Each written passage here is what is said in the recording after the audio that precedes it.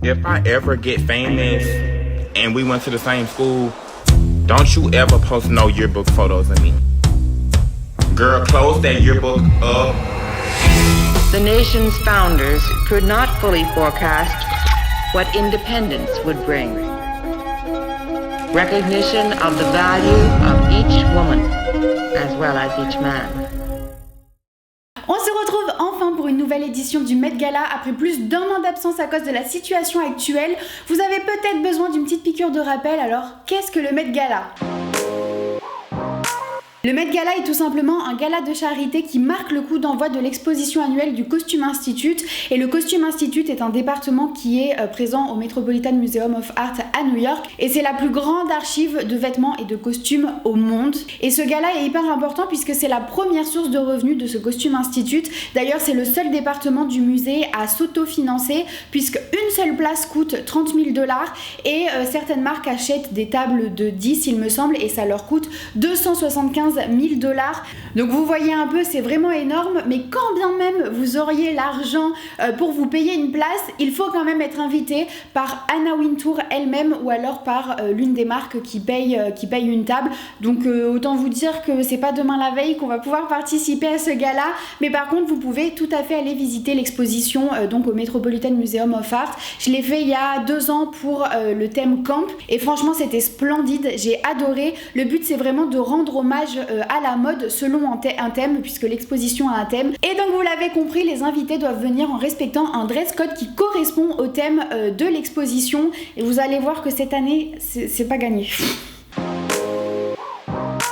Pour cette fois-ci, ils ont pris la décision de séparer le thème en deux, étant donné que l'année dernière ça avait été annulé. Ça leur permet de faire un Met Gala là en septembre et de faire la deuxième partie en mai. Comme ça, l'exposition reste quand même visible pendant un petit moment. Ils n'ont pas là à changer vite entre septembre et mai de thème et d'exposition. Et pour cette première partie, c'est en Amérique, un lexique de mode. Et la prochaine fois, ça sera une anthologie de mode toujours en Amérique. Et le dress code était l'indépendance américaine qui correspond donc à cette première exposition. En toute logique, les invités étaient censés rendre hommage à la mode américaine. Et si vous êtes perdu, pas d'inquiétude, je vais vous faire un peu d'histoire. En réalité, quand on parle de mode américaine, ça veut un peu tout et rien dire. Il y a de moins en moins de frontières dans la mode. Est-ce que par définition, on parle d'une marque dont le siège est en Amérique? Est-ce qu'on parle d'un designer qui est né en Amérique, qu'importe où il travaille maintenant? Est-ce qu'on parle d'un vêtement qui a marqué l'histoire américaine? Peu importe où il a été créé, c'est difficile à dire et c'est ça qui était compliqué parce que finalement ça laisse libre interprétation à chacun. Il n'y a pas vraiment qu'une seule esthétique pour définir la mode américaine, mais pour autant il y a une sorte d'énergie américaine qui est quand même assez reconnaissable. Après bon, il y a quand même quelques inspirations, quelques designers qui mettent pour le coup tout le monde d'accord, avec par exemple le streetwear qui a avant tout été popularisé aux États-Unis. C'est souvent rattaché à la culture hip-hop, skate, également surf, avec des marques comme Supreme, comme Stussy, pour vous citer seulement les plus connus. Pareil pour le jean qui a été breveté aux États-Unis, qu'on a vu dès les années 30 à Hollywood, porté par les cowboys. Et dans les années 70-80, c'est Calvin Klein qui a été le premier à le proposer sur les défilés, avant que, pareil, ça se généralise un petit peu partout. On a des créateurs comme Claire McCardell qui vraiment a contribué au look américain, là où à l'époque, les gens copiaient plutôt le look parisien. Elle s'est vraiment inspirée des femmes américaines pour leur proposer un vestiaire élégant, mais très confortable pour les femmes actives. Elle a clairement marqué l'histoire de la mode américaine. On peut également citer Charles James pour ses robes sculpturales, Men Bocquet pour son style subtil et intemporel, Jeffrey Bean pour ses designs ultra contemporains, Alston pour son style disco et son carnet d'adresses très VIP. D'ailleurs il y a une série Netflix qui est sortie il n'y a pas très longtemps. Et là je vous ai beaucoup parlé du passé, mais la mode américaine continue toujours d'écrire son histoire. D'ailleurs Andrew Bolton, qui est le conservateur en charge du Costume Institute, a lui-même dit pour présenter cette exposition: je crois vraiment que la mode américaine connaît une renaissance Je pense que les jeunes designers en particulier sont à l'avant-garde des discussions sur la diversité et l'inclusion, ainsi que sur la durabilité et la transparence, bien plus que leurs homologues européens, peut-être à l'exception des designers anglais. Et c'est vrai qu'on voit qu'ils sont beaucoup plus sensibles aux problématiques actuelles, et on voit également qu'ils essayent beaucoup plus d'y répondre grâce à leur défilé. Et on peut par exemple citer Virgil Abloh, Telfar Clements, Christopher John Roger, The Row, Gabriella Hearst. Encore une fois, je vous cite les plus connus, mais il y en a vraiment plein, et c'était vraiment l'occasion grâce à ce Met Gala de les mettre en lumière. Pour les moins subtils, on pouvait s'attendre à des inspirations Statue de la Liberté, drapeau américain, couleur du drapeau américain. Ça c'était clair et net, c'était la facilité. Mais pourquoi pas, on pouvait s'attendre également à des hommages à certaines icônes qui ont marqué le style américain, comme Jackie Kennedy, Marilyn Monroe, Grace Kelly, Audrey Hepburn, qui ne sont pas forcément américaines, mais qui ont marqué l'histoire américaine, notamment grâce à Hollywood par exemple. On a également des icônes de mode actuelles comme Iris Apfel qui vient quand même de fêter ses 100 ans, qui est une icône de mode hyper reconnue. Sachez que clairement moi ça aurait été mon inspiration. Direct, j'aurais trouvé ça très cohérent. Elle vient de fêter ses 100 ans, elle va faire une collaboration avec H&M, elle a une esthétique et une identité propre à elle qui est vachement reconnaissable. Enfin vraiment, Iris Apfel, ma vie, je l'aime trop. Ça aurait été vraiment cool d'avoir quelqu'un qui s'inspire d'elle par exemple, ou d'autres icônes qui sont toujours en vie et qui représentent une esthétique américaine qu'on ne trouve nulle part ailleurs.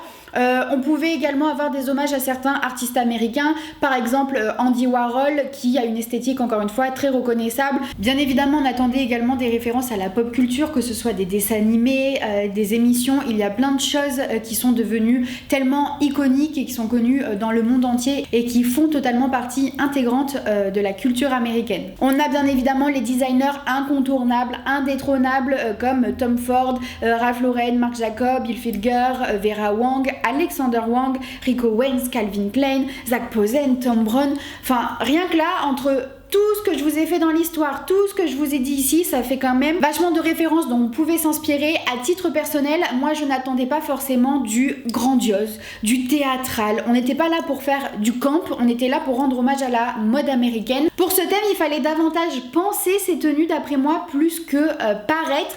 Et du coup, bah écoutez, c'est parti pour le red carpet. Voyons voir ce que les stars, elles, nous ont proposé. On commence avec Amanda Gorman qui est venue dans une robe Vera Wang. C'était l'une des invitées d'honneur. Pour ceux qui ne la connaissent peut-être pas, c'est une poète et une militante américaine. Elle a choisi donc une créatrice américaine, Vera Wang, qui est notamment connue pour ses robes de mariée. Et l'inspiration qui est citée, c'est la Statue de la Liberté. Il ne suffit pas d'un petit drapé pour faire référence à la toge de la Statue de la Liberté. Je suis désolée. Elle avait un petit sac en forme de livre qui fait référence à son métier de poète et où il y avait écrit dessus une citation qui est présent sur le socle de la Statue de la Liberté. Pourquoi pas un petit clin d'œil, ça peut être pas mal. Par contre la robe fait vraiment très balle de promo, très premier degré. Vous allez me dire, il y a vachement une énergie esthétique américaine. Elle porte donc une robe bustier qui lui fit très très bien, avec une petite ceinture au niveau de la taille qui marque sa taille. J'aime beaucoup toute cette tulle, je trouve que la jupe a un très beau tombé, que c'est vachement fluide avec ses petites paillettes dessus, pourquoi pas. Après l'inspiration Statue de la Liberté, personnellement je ne la vois pas. Ça aurait peut-être été intéressant de prendre plutôt du Thom Browne qui est également américain et qui sur sa dernière collection a fait un truc par rapport aux statues. Ça aurait pu être vachement mode de proposer quelque chose comme ça. Je me suis également noté les créations de Dipesta qui auraient pu être une sorte d'inspiration. Dans tous les cas, je ne suis vraiment pas convaincue. Je trouve qu'elle est passée à côté du thème et même esthétiquement, c'est pas trop mon truc. Ça commence bien, c'est parti. On va passer à un sujet qui fâche avec A$AP Rocky qui est venu dans une couverture ERL. ERL est une marque de Elie Russell Linnes qui est un photographe, designer, réalisateur, producteur qui a déjà travaillé avec Kanye West, avec Lady Gaga. Il est déjà connu, on va dire, dans le milieu et bien évidemment il est américain et ses collections sont vachement inspirées du rêve américain. Donc en tout cas le choix de la marque est cohérente. Il s'agit réellement d'une couverture, une courte pointe qui est donc une couverture à 2 épaisseurs avec un rembourrage par-dessus. Et en fait, il s'agit d'une pièce upcyclée qu'Elie Russell est vraiment allé chercher dans une friperie et qu'ensuite il a upcyclé en faisant tout un patchwork et il dit avoir utilisé le peignoir d'appartement de son père et même son propre boxer pour mettre sur le patchwork. Ma foi, pourquoi pas ? Et l'idée réelle derrière ça, c'était de faire du memory quilting, qui est une ancienne technique américaine de patchwork qui consiste à prendre plein de morceaux de tissu, en faire un énorme patchwork, en faire une couverture pour commémorer une personne ou un événement. Souvent c'est par exemple lors d'un décès, on va récupérer tous les t-shirts de la personne et on va en faire une grande couverture. Et c'est Zack Foster qui s'est occupé de tout ce patchwork. Et en référence, il s'est servi d'une des œuvres de memory quilting les plus reconnues, puisque c'est celle qui commémore les morts du sida, qui a commencé en 1987 et qui est aujourd'hui l'une des plus grandes œuvres populaires au monde. Et l'idée du patchwork et du memory quilting était assez cohérent, puisqu'il y a une citation de Cheese Jackson qui est affichée dans l'exposition et Andrew Bolton lui-même s'en sert pour expliquer le thème. Et donc cette couverture est une métaphore de l'Amérique et sa culture. Je trouve que le raisonnement est cool et cohérent, j'aime beaucoup les références dont ils se sont servis. Sauf que ce qui me dérange, c'est que quelqu'un a reconnu la couverture de sa grand-mère, qu'il avait bien effectivement emmenée dans une friperie. Et en fait, c'est exactement cette couverture. L'intérieur a vraiment été changé avec ce patchwork de peignoir, de boxeur et d'autres morceaux de tissu. Mais on ne le voit pas. Et l'extérieur, qui lui est très visible, n'a pas changé. Moi sur le coup j'ai cru que le patchwork extérieur avait été également fait par le créateur et en fait non, et je trouve ça dommage. Je trouve qu'il n'est pas allé vraiment jusqu'au bout du projet. Ça me dérange pas qu'il ait vraiment gardé cette forme de couverture puisque ça fait vraiment référence à la citation de Cheese Jackson qui est affichée dans le Met, mais pourquoi cacher tout le travail qui a été fait à l'intérieur? Ça me laisse vraiment perplexe. Finalement, la marque a créé la citation en vêtements et je trouve ça vraiment cool.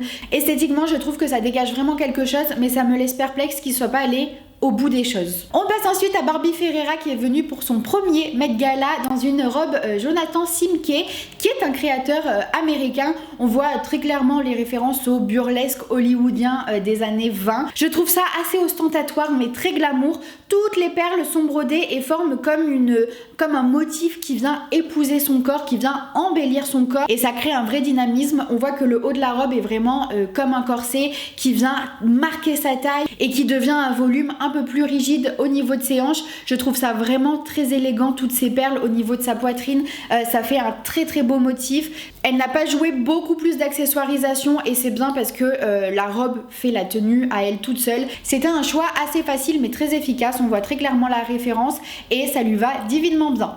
On va passer à l'une des personnalités les plus attendues pour cette soirée. Il s'agit de Billie Eilish en Oscar de la Renta. Elle était une invitée d'honneur également pour ce Met Gala et c'est la plus jeune invitée d'honneur qu'il n'y a jamais eu de tous les Met Gala confondus. Et celle qui a décidé d'avoir une tenue si imposante, elle dit dans une interview que c'était une sorte de rêve d'enfant d'avoir une énorme robe. Elle voulait vraiment un corset avec une très longue traîne. Elle voulait une robe si imposante qu'en fait on ne puisse pas détourner le regard. Et je dirais que c'est plutôt pari réussi, sa robe est vraiment pour le coup grandiose. Encore une fois, l'inspiration est assez visible, il s'agit tout simplement d'une référence au vieux Hollywood et plus précisément à Marilyn Monroe. Ils se sont vraiment inspirés d'une des tenues qu'avait porté Marilyn Monroe pour faire cette robe et ils ont poussé l'inspiration jusqu'au maquillage et jusqu'à la coiffure qui d'ailleurs n'a vraiment pas fait l'unanimité. C'est vrai que généralement les coiffures qu'on voit sur les iconographies du vieux Hollywood sont très plaquées, sont très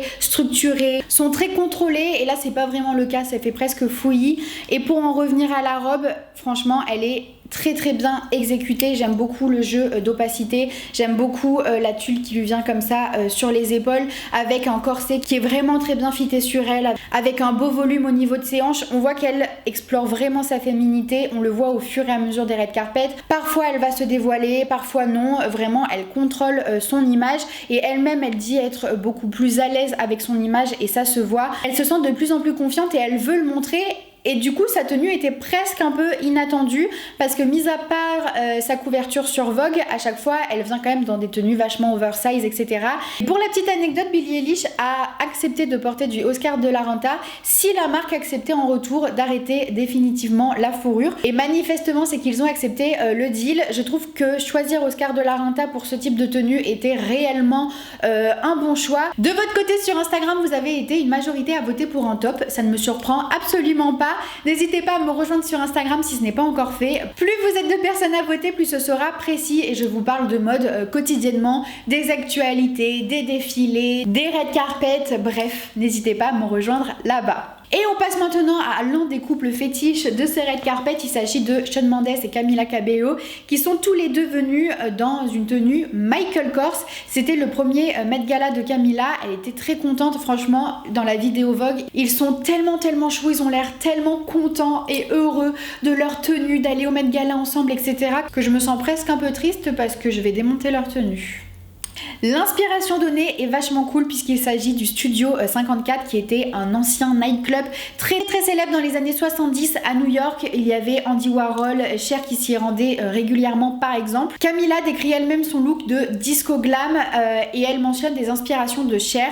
Effectivement, on voit un peu le truc, mais c'est très superficiel. C'est un peu facile de juste sortir une tenue en sequin et violette et de se dire ah j'ai joué les années disco. Oui mais non, franchement la tenue est pas hyper recherchée, pas hyper pointue, ça fait très tenue Danse avec les stars malheureusement. Pour le Met Gala je trouve ça vraiment trop simpliste et qu'elle soit contente de sa tenue c'est une chose. On sait que Camila Cabello n'est pas la reine des red carpet, mais par contre de voir Michael Kors qui est hyper content de sa tenue, Right girl, right dress, right moment. il y avait de quoi faire quelque chose de beaucoup plus audacieux. De même pour Shawn Mendes qui décrit lui-même son look comme étant celui d'une rockstar ayant un peu trop bu. Et Michael Kors ajoute qu'il trouve le look culotté, osé mais chic. On a déjà vu beaucoup plus culotté que ça. Après je dois bien avouer qu'il y a effectivement, comme je disais, une sorte d'esthétique et d'énergie américaine qui se dégage de leur de look. Hommage à la mode américaine, mais il faut rendre également hommage à la mode dans un certain sens. On n'a pas besoin d'être extravagant, d'être théâtral, mais il y avait quand même de quoi faire quelque chose de plus recherché. Là c'est ennuyant à mourir. On passe ensuite à Ciara qui est venue dans une tenue Peter Dundas. Elle rend hommage au football américain, si vous ne l'aviez pas deviné. C'est déjà très cohérent avec le thème, mais encore plus quand on sait que c'est un clin d'œil à son mari Russell Wilson qui est un joueur professionnel et très reconnu de football américain. Elle a voulu transformer le maillot de son mari en robe de soirée et je trouve que c'est un pari réussi. Petit clin d'œil en plus, elle portait également sa bague du Super Bowl et vous pouvez le voir, le sac est en forme de ballon. Elle a joué dans le Too Much, hein. On est sur de la mode américaine, le too much c'est ok. Et bien que Peter Dundas ne soit pas un créateur américain, il s'est inspiré d'un créateur américain dont je vous ai parlé au tout début qui a marqué l'histoire de la mode américaine. Il s'agit de Jeffrey Bean et qui est en plus présente dans l'exposition. Franchement c'était très bien joué de sa part, bien que je ne sois pas ultra fan esthétiquement de sa robe. Les références sont très lisibles, on voit bien qu'il y a de grosses épaulettes en référence au maillot que portent les joueurs, le numéro qui correspond au numéro du maillot de son mari avec en plus la couleur qui correspond également, le tout en sequin parce que on est en Amérique encore une fois. Elle nous a mis des cut-out au niveau de sa taille pour rendre le tout un peu plus glamour. Ça ajoute une touche un peu sexy qui va bien avec son personnage à elle, mais également avec la mode américaine qui est plus reconnue pour être sexy, élégante. C'est un énorme top pour elle, tout a été réfléchi de A à Z, ça se voit et je trouve que c'est une interprétation du thème assez juste.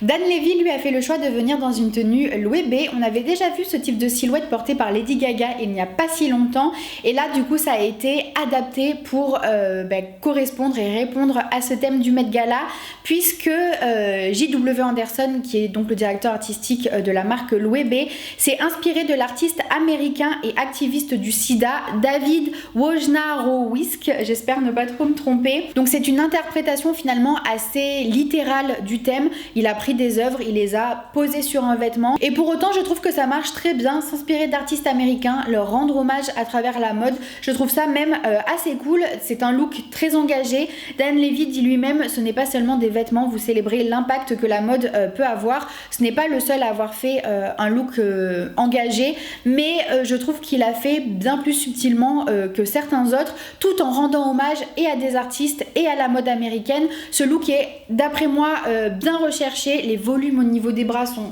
splendide. Vous savez que moi dès qu'il y a des beaux volumes qui tiennent bien avec le bon tissu qui est utilisé, qui est bien rigide, je trouve ça très beau. Le look est bien construit, bien exécuté, mélangé avec le côté un peu plus classique de la chemise qui est bottonnée jusqu'au bout. Franchement il le porte très bien, je trouve que c'est une belle proposition, mis à part peut-être les chaussures. je suis pas hyper fan, j'aurais peut-être préféré quelque chose d'un peu plus classique, un peu plus basique, sachant que le look est déjà très imposant à lui tout seul, avec ce gros motif qui en plus joue avec les textures. On voit qu'on a du sequin, on voit qu'on a des textures un peu plus mates et certaines autres un peu plus brillantes. Enfin vraiment, je trouve que le tout est très équilibré, c'est mode, c'est pointu, c'est audacieux. Même si le créateur est anglais et que la marque est espagnole, cette tenue fait sens puisque les références font sens au thème. Gigi Hadid, elle est venue dans une robe Prada, qui est donc une marque italienne. Beaucoup y ont vu une référence à Jessica Rabbit, qui est un personnage emblématique américain.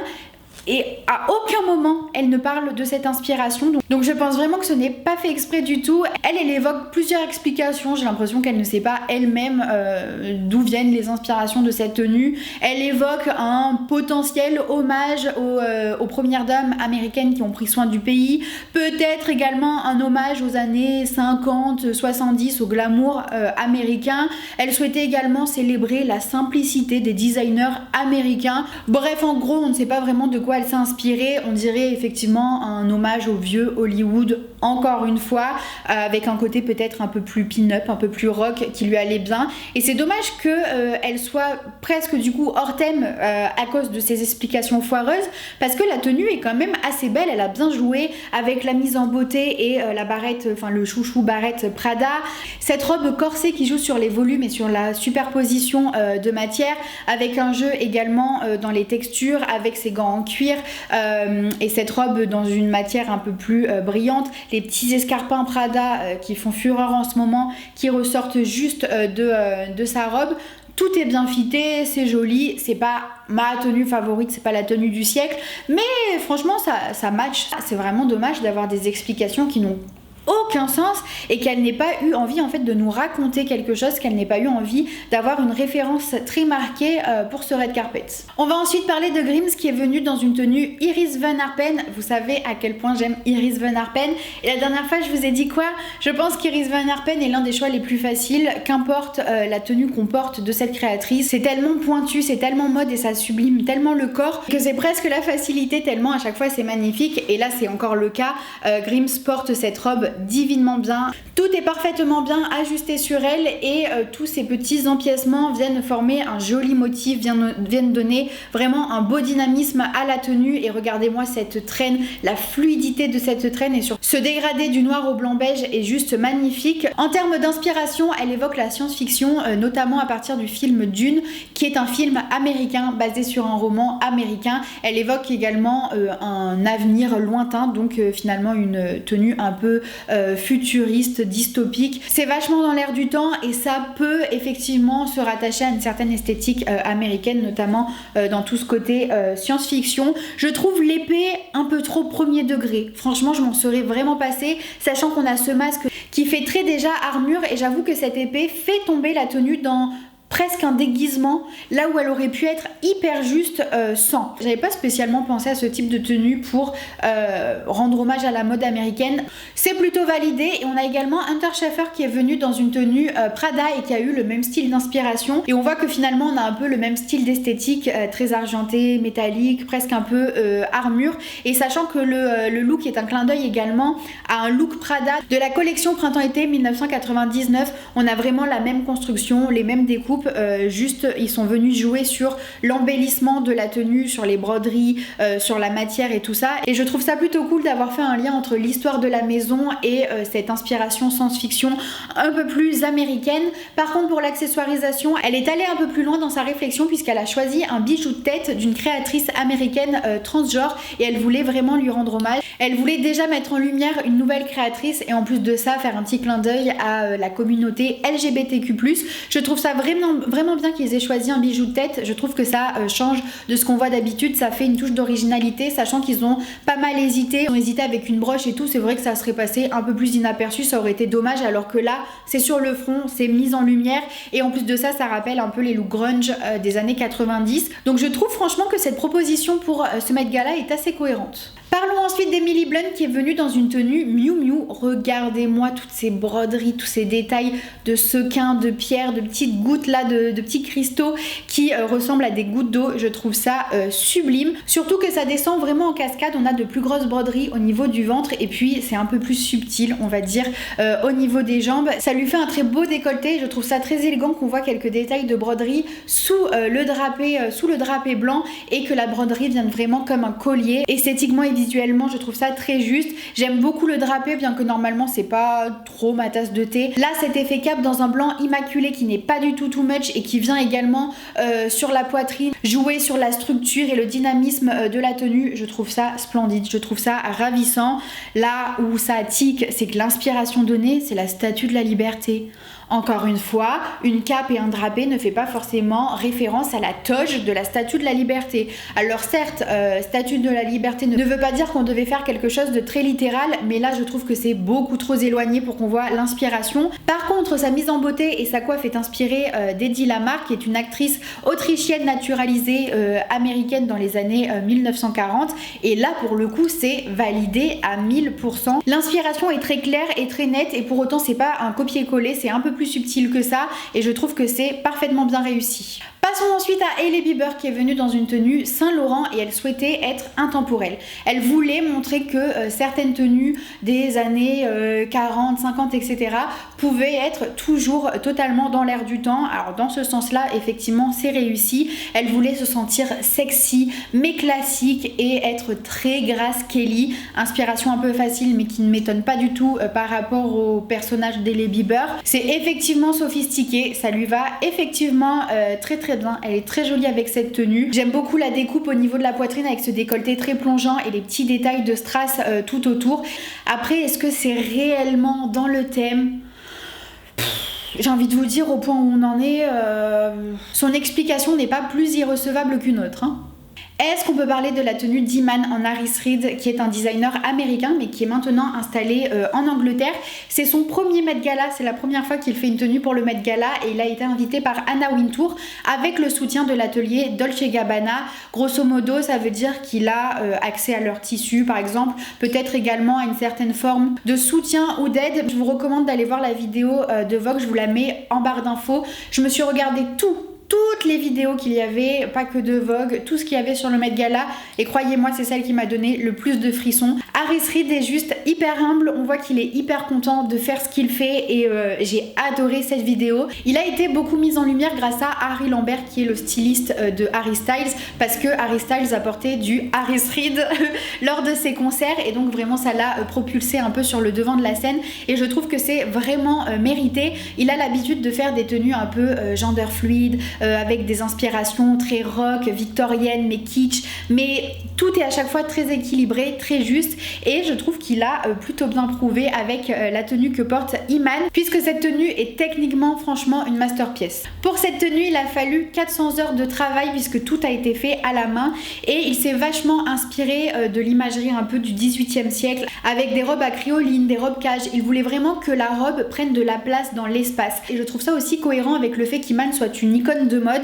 Il s'est inspiré également un peu de Jean-Paul Gaultier dans le côté grandiose, burlesque, un peu théâtral et également pour la pièce sur la tête. On a pu voir pas mal d'inspiration des showgirls de 1920. Et le tout associé marche franchement très bien. Il le dit lui-même, l'Amérique est un pays où tout est possible, donc être vous-même. La version la plus élevée, la plus rayonnante, la plus extravagante, c'est vraiment ce que je vise dans mon travail de conception et je trouve que c'est réussi. C'était l'une des tenues les plus extravagantes de la soirée, sans pour autant perdre le fil conducteur du thème puisque toutes ces inspirations sont cohérentes. Esthétiquement, je pense que soit ça plaît, soit ça ne plaît pas. Je trouve vraiment que cette tenue est puissante et Iman en plus de ça est puissante en la portant. Je trouve que la tenue apporte quelque chose à Iman et Iman apporte quelque chose également à la tenue. Les deux s'associent divinement bien et étaient faits, je pense, pour être ensemble.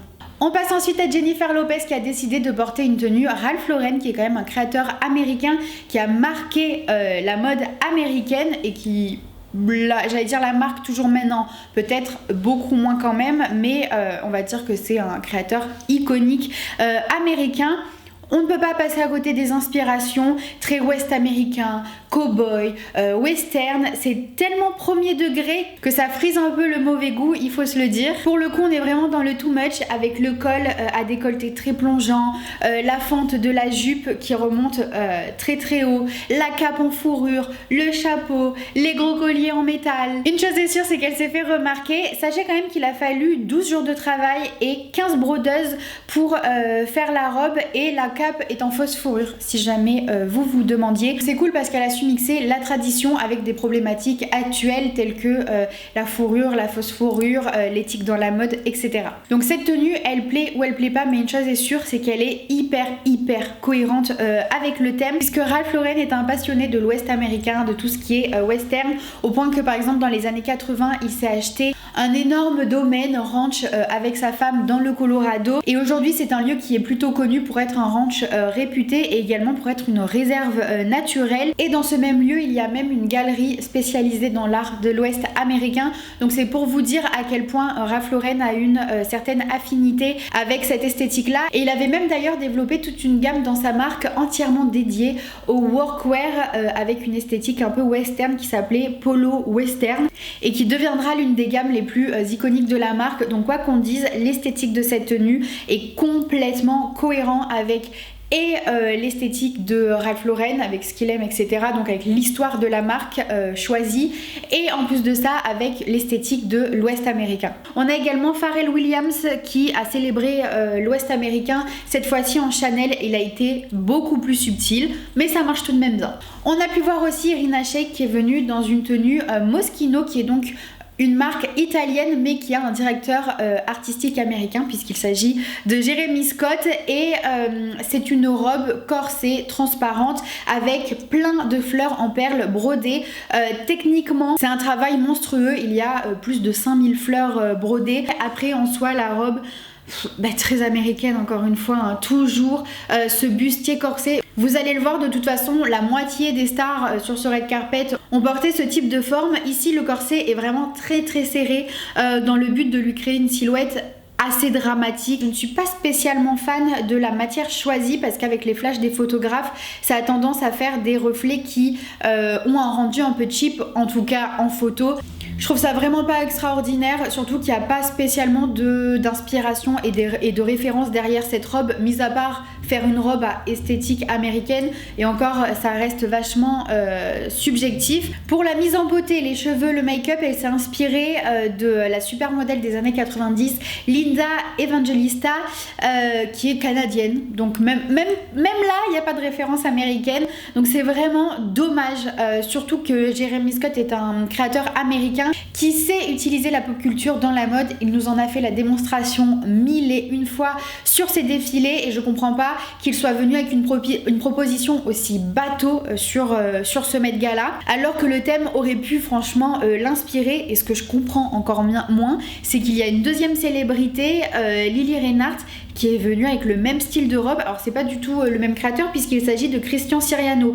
Mais alors comment ça se fait que deux créateurs différents aient eu exactement la même idée? Ils ne l'ont pas exécuté de la même manière. Très honnêtement, je trouve que Jeremy Scott s'est un peu mieux débrouillé pour Moschino. La proposition de Christian Siriano me paraît un peu plus grotesque, avec ce rose pâle, ça fait un peu plus cucul-praline. Par contre, lui, son idée, c'était de broder les 50 fleurs officielles des 50 États des États-Unis. Encore une fois, on est là pour célébrer la mode américaine. Christian Siriano est un créateur américain et la seule idée qu'il a, c'est de broder des fleurs en disant que c'est les fleurs des États. Moi je trouve ça franchement un peu facile. Là il s'est contenté de trop peu, bien qu'au moins il y a une inspiration, contrairement à Moschino avec sa robe qui ne raconte strictement rien. Passons ensuite à la sublime Kaia Gerber qui est venue dans une tenue Oscar de la Renta. Encore, il y a beaucoup de célébrités qui ont choisi cette marque. Elle s'est inspirée de la tenue que portait Bianca Jagger au Met Gala de 1981. Elle portait une robe Dior et là du coup c'est Oscar de la Renta qui l'a comme reproduit, et c'est un bel hommage à Bianca Jagger qui était quand même une icône de mode.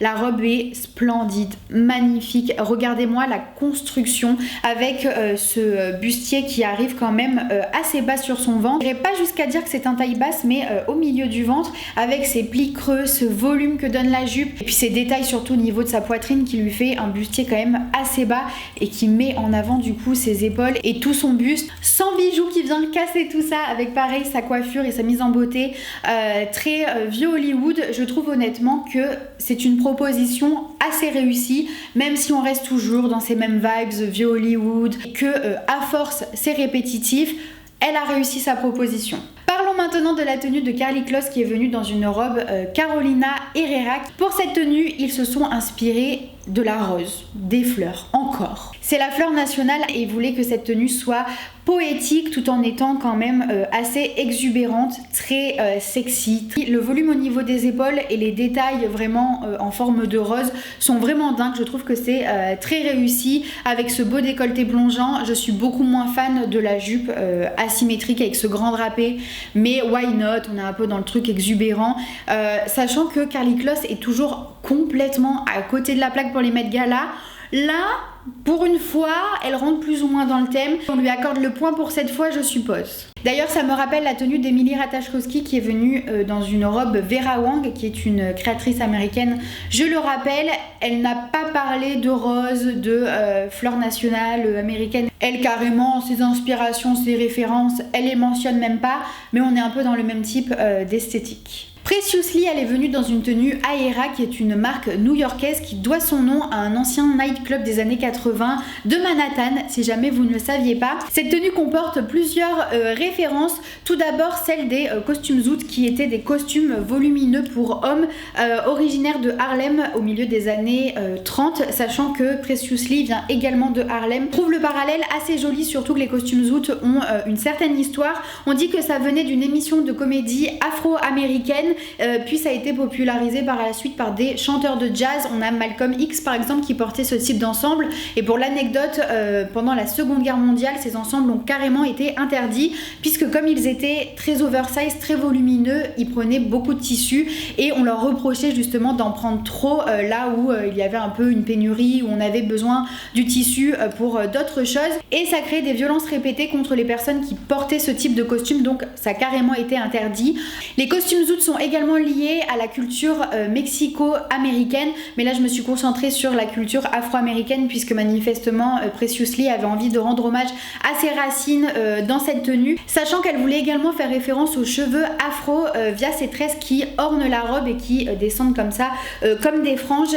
Et les créateurs le disent eux-mêmes, nous avons commencé à réfléchir à la façon dont l'histoire des cheveux afro ont influencé le style, la mode et la culture à travers le temps. Nous avons examiné les techniques de tressage allant des coiffures protectrices aux ornementations religieuses. Donc vraiment, ça a été recherché, ça a été pensé pour faire référence à sa culture, et techniquement, je trouve que ça a été très très bien exécuté, puisque les tresses viennent former comme des motifs, déjà des zigzags, et on voit qu'elles n'ont pas toujours la même épaisseur. Sur le bas, elles sont un peu plus épaisses, au niveau de la taille, elles sont un peu plus fines, et du coup, ça donne un certain mouvement. Ça vient un petit peu comme épouser la silhouette, sachant qu'on a encore une fois une silhouette un petit peu exagérée, avec des volumes assez rigides au niveau des hanches et une taille très marquée, des épaulettes un petit peu marquées également, et une poitrine qui est très généreuse mais qui est volontairement très mise en avant. Elle souhaitait jouer avec sa silhouette. Honnêtement, je me serais passée du collier qui, je trouve, coupe un peu son buste. On dirait que ça détache comme un peu son visage de son corps, mais je trouve que c'est une proposition qui est très réussie. J'ai oublié de le dire, mais c'est une robe en cristal qui pèse entre 15 et 35 kg. J'ai pas su trouver le chiffre exact, ça change selon les articles. Et la broderie aurait pris 2850 heures de travail. Mélange avec brio la culture afro et américaine, donc c'est validé. Passons à Miss Kendall Jenner, qui est venue dans une robe Givenchy par Matthew Williams, donc un designer américain dans une marque française, et l'inspiration était Audrey Hepburn dans My Fair Lady. Vous ne le savez peut-être pas, mais Hubert de Givenchy était très très proche d'Audrey Hepburn, au point que c'était en fait sa muse. Ils avaient une relation platonique mais extrêmement forte, et c'était donc la volonté de Kendall et de Matthew Williams de montrer cette connexion déjà entre couture française et culture américaine, et même de faire un espèce de parallèle entre la relation du père de Givenchy, Audrey Hepburn, et la leur, Kendall et Matthew Williams. Alors sur le papier, j'adore Kendall Jenner, en plus de ça, est sublime que dis-je, phénoménale dans cette robe. Elle est vraiment magnifique, l'inspiration est clairement visible. Je pense que on ne peut pas passer à côté, mais ça reste quand même subtil. On n'est pas dans le déguisement, on est vraiment en plus de ça dans une robe couture avec de magnifiques broderies, des empiècements qui viennent carrément comme des bijoux par exemple sur les épaules, les gants rattachés à la robe grâce à une broderie, cette jupe qui a un tombé sublime. Regardez-moi la fluidité, la texture de cette matière avec toutes les broderies sur le pourtour. Vraiment sublime, j'ai rien à dire. La robe a nécessité quand même 2500 heures de travail et 30 personnes pour broder les perles, et elle est tellement serrée que apparemment Kendall Jenner ne pouvait pas s'asseoir. Dans les images on voit qu'elle fait le trajet en bus et qu'elle reste vraiment debout, donc ça a vraiment été fait pour elle, c'est fité pour elle, et encore une fois elle la porte divinement bien. Sauf que, parce que oui, j'ai quelques petites remarques à faire. Bien que le film My Fair Lady soit effectivement un film de production américaine, ça raconte quand même une histoire qui se déroule en Angleterre avec un personnage qui est anglais. Mais le plus gros souci, parce que ça encore, bon, passons, c'est que la styliste du film était Cecil Beaton et non Givenchy. Givenchy a travaillé sur de nombreux films où Audrey Hepburn était actrice, mais alors absolument pas My Fair Lady. Ils ont choisi limite le seul film où ce n'était pas Givenchy qui en était le styliste, et je trouve ça extrêmement dommage. Je comprends pas pourquoi ne pas avoir opté par exemple pour le film Sabrina qui date de 1954, qui a d'ailleurs permis à Givenchy et à Audrey Hepburn de se rencontrer. À la base il voulait pas l'habiller et finalement il a cédé suite à un repas, et tant mieux parce que leur relation est devenue l'une des plus iconiques dans le milieu de la mode. Et d'ailleurs l'une des tenues de ce film avait remporté l'Oscar du meilleur costume en 1955. Donc en termes de tenue iconique, là ça aurait été vraiment top. Et encore pire, on a la petite robe noire qui est portée par Audrey Hepburn, qui a été fait par Givenchy, du coup dans le film Diamant sur canapé. Et le passage du film est tellement connu et reconnu qu'on n'est même plus sur l'iconique, là on est sur de l'indéfinissable. Alors pour moi c'est quand même validé, étant donné que j'ai validé d'autres tenues qui faisaient juste référence à des icônes du cinéma hollywoodien, et là si on ne creuse pas dans l'histoire entre Audrey Hepburn et Givenchy, ça reste une référence à une icône du cinéma américain, hollywoodien. Mais par contre vraiment ce manque de justesse est pour moi l'une des plus grosses déceptions de ce Met Gala, et c'est presque impardonnable de la part de Matthew Williams de ne pas s'être fait la remarque. Passons à la sister Kim Kardashian, qui est venue dans une tenue Balenciaga qui a énormément fait parler. Elle a elle-même dit sur son Instagram: qu'est-ce qui est plus américain qu'un t-shirt de la tête aux pieds? Et c'est plutôt vrai, effectivement. Qu'est-ce qui est plus américain que ça? Je ne sais pas. Elle souhaitait vraiment faire une réflexion, avec une réflexion artistique un petit peu plus poussée par rapport aux tenues qu'elle a déjà proposées sur les red carpet, à ce qu'elle représente en fait elle-même, puisque limite Kim Kardashian fait partie intégrante de la culture américaine à ce stade-là. Il n'y a pas plus américaine et américain que Kim Kardashian, et je trouve ça assez surprenant qu'elle ait pris un petit peu le contre-pied et que elle ait finalement caché son image qui à elle seule représente la culture américaine. Vous voyez le truc, et me dites pas que sa tenue n'est pas autant réfléchie, parce que je n'y crois absolument pas. Je suis persuadée que cette silhouette a été réfléchie de A à Z, que ce soit par Kanye West, par Kim Kardashian ou par Dan Gvasalia pour Balenciaga. Tout ça est réfléchi, le fait qu'il y ait un espèce de retour à l'anonymat. D'ailleurs elle a reposté sur son compte Instagram en story un commentaire qui disait: comment est-ce possible que vous soyez l'une des personnes dont on parle le plus et que personne ne puisse vous voir, c'est légendaire.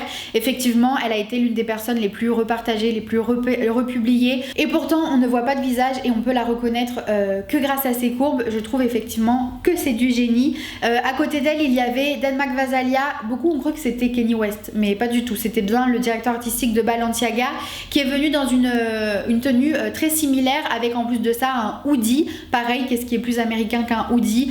Ça matchait très bien au thème. Je trouve que leur duo matchait extrêmement bien, que la référence était très bien trouvée, que au début de la vidéo je vous ai dit, pour moi, pour ce thème, il fallait plus penser que paraître, et là je trouve qu'ils ont réussi à penser la tenue et à paraître tout autant. Et est-ce que je me répète si je vous dis encore une fois que c'est du génie?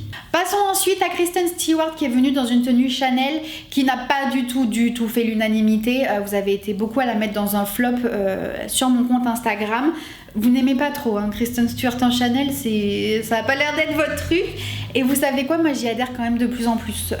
Franchement, ça fait 2-3 fois là que je me dis il y a quelque chose. Je trouve qu'elle dégage beaucoup plus de puissance elle que quand on voit les tenues par exemple sur le défilé. Quelque part elle fait comme vivre la tenue et elle arrive à me choper au passage. Ici, elle a un style plutôt pin-up, rockabilly. C'est un style un peu rock des années 50, qui a des origines américaines bien évidemment, et qui est rattaché à la sortie du single, enfin d'un single, je vais même pas le dire avec mon accent pourri, d'Elvis Presley, et ses cheveux font également référence à Elvis Presley. En fait, je dis ça, mais c'est moi, ça m'a fait penser à Elvis Presley, mais elle, les références qu'elle donne, c'est plutôt Betty Grable, Rita Hayworth et Betty Page par exemple. Son coiffeur a aussi donné comme référence Rosie the Riveter, qui est une icône de la culture populaire américaine.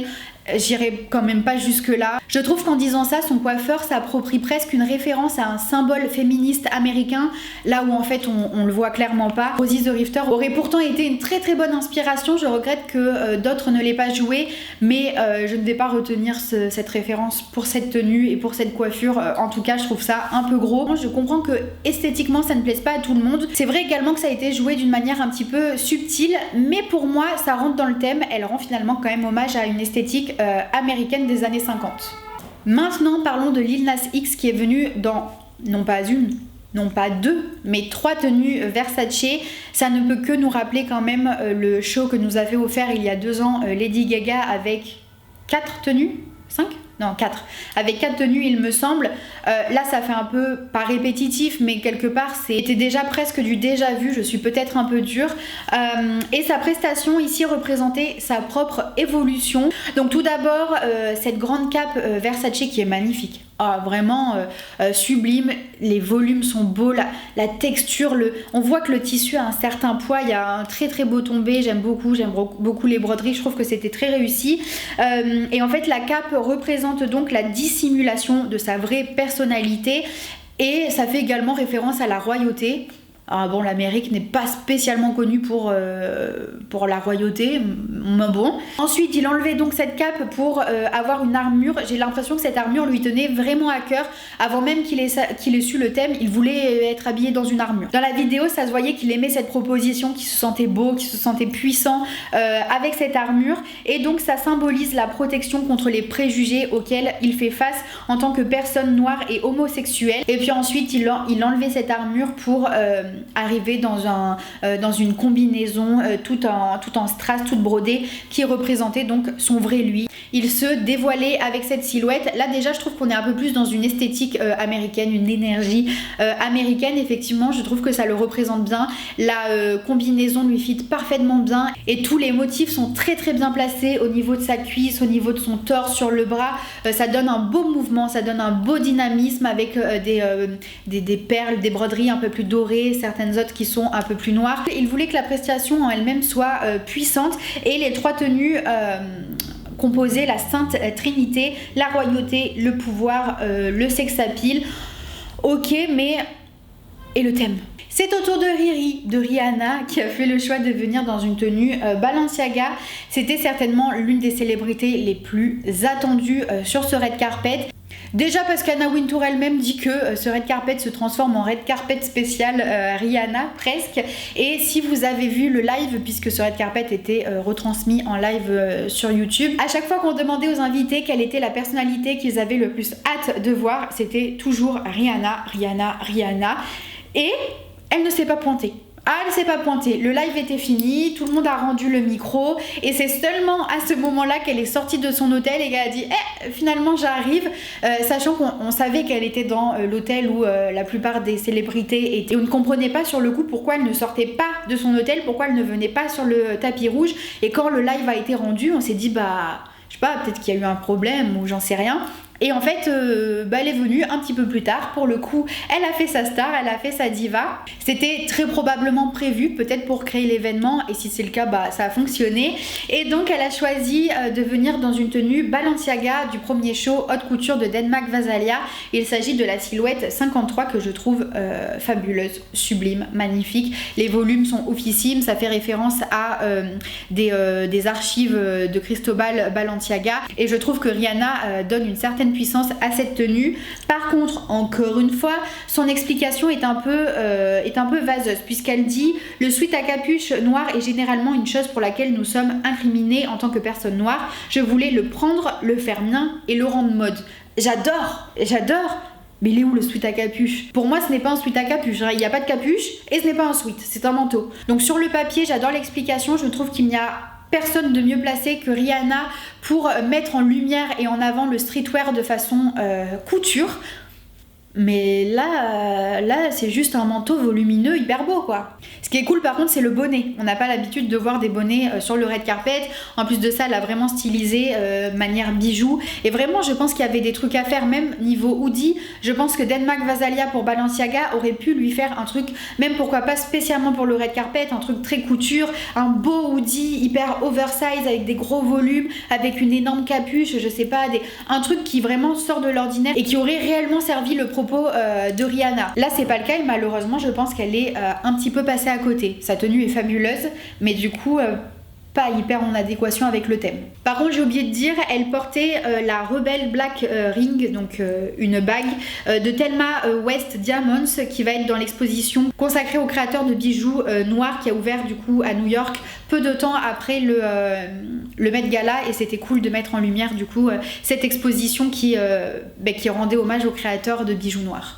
Et puis on va finir avec Timothée Chalamet qui est venu dans du Haider Ackermann avec du Converse et avec du Rick Owens. Il nous a fait un petit mélange de créateurs. C'est vrai que ce n'est pas spécialement habituel que les invités osent mélanger plusieurs marques. Généralement ils sont soit égéries d'une marque, soit invités par une maison et donc ils mettent en avant cette maison. Et finalement ça rappelle un peu le choc culturel américain, le fait qu'il y ait plusieurs cultures qui se mélangent en Amérique.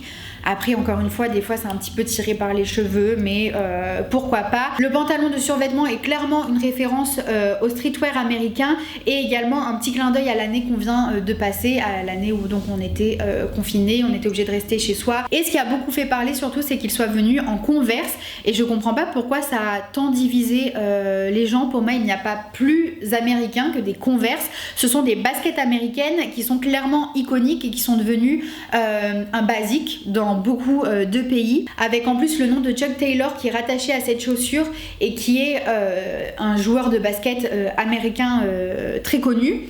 Donc je trouve que tout ça fait sens, le jogging fait sens, la Converse fait sens, le fait de le mélanger avec un haut de costume un petit peu plus sophistiqué, je trouve que ça fait l'équilibre, que ça fait une tenue assez juste, assez mode et pointue, plutôt même avant-gardiste. Ce n'est pas du tout le style de tenue qu'on aurait pensé voir, et en même temps, est-ce que c'est pas un peu ce qu'on demande pour ce red carpet ? Il a réussi à rendre très mode une tenue qui aurait pu être très simple et très classique, et il y a vachement une énergie américaine autour de ça d'après moi. Bien évidemment, j'ai terminé avec Timothée Chalamet, mais il y a eu de nombreuses autres célébrités qui sont venues sur ce red carpet. Il y a eu Zoé Kravitz en Saint-Laurent qui s'est beaucoup fait remarquer. Son look a fait fureur, il a été beaucoup repartagé. Il y a énormément eu d'autres références au vieux Hollywood avec des tenues qui étaient parfois très réussies. Je les ai pas toutes mises parce que honnêtement, le vieux Hollywood, j'en ai jusque là. Mais il y avait par exemple Yara Shahidi qui était habillée en Dior et qui a fait un hommage à Joséphine Baker. Il y a également Anok j'espère que je le dis bien, qui a fait également un hommage à Joséphine Baker, et les deux se sont extrêmement bien débrouillés. Il y avait franchement plein d'autres tenues avec parfois de bonnes références, parfois de mauvaises références, et d'ailleurs je vais faire une petite conclusion à cette vidéo et à ce thème qui a été, je dois bien l'avouer, un petit peu plus complexe que d'habitude, mais les invités sont censés être le gratin de la mode. Je trouve ça vraiment impardonnable de la part de certains designers de ne pas faire d'efforts quand on leur demande de respecter un dress code. Vraiment, surtout le Met Gala, on le sait, c'est un événement qui est quand même assez important, qui est de plus en plus regardé, même par des gens qui n'ont pas spécialement spécialement d'affinité avec la mode. Les tenues sont beaucoup repartagées, on en parle beaucoup, on parle beaucoup du thème. Franchement, ce n'est pas possible de nous sortir une tenue sans la moindre référence au thème. Et en plus de ça, s'ajoutait le fait que le Met Gala est beaucoup réputé ces dernières années pour des looks extravagants, des trucs théâtrales, des trucs qu'on ne voit pas partout. Voilà, c'est le red carpet sur lequel venir avec une tenue qu'on ne peut porter nulle part ailleurs, alors que là ce thème revenait presque un peu au basique. Ce n'était pas grave de venir avec une tenue très simple si elle représentait la culture américaine, et je pense que beaucoup de personnalités n'ont pas osé. Il fallait finalement un certain culot que beaucoup n'ont pas eu, et je pense également que c'est pour ça qu'on a eu énormément de références au vieux Hollywood, parce que c'était la facilité, parce que c'était glamour, et que quelque part ça correspond donc à ce côté soirée, cocktail, red carpet. Et en même temps, ça rendait hommage à une certaine forme de mode américaine. Il y avait parfois des références pourtant très évidentes de pop culture à faire, et je regrette que personne ne les ait jouées. Donc écoutez, le prochain thème, le prochain Met Gala qui se déroulera en mai est censé être une suite, donc il va y avoir encore ce truc de mode américaine. Je croise très fort les doigts pour qu'on ait enfin des tenues qui ont du sens, des tenues qu'il aura fallu penser. Donc voilà, c'est fini pour cette vidéo, j'espère vraiment que ça vous a plu. N'hésitez pas à vous abonner à ma chaîne si ce n'est pas encore fait et que mes vidéos vous plaisent. Vous pouvez également me retrouver sur Instagram, on parle toujours plus de mode, d'actualité, de défilés et de plein d'autres choses, donc n'hésitez pas à me rejoindre là-bas. Sur ce, je vous fais plein de gros bisous et je vous dis à très vite pour une prochaine vidéo.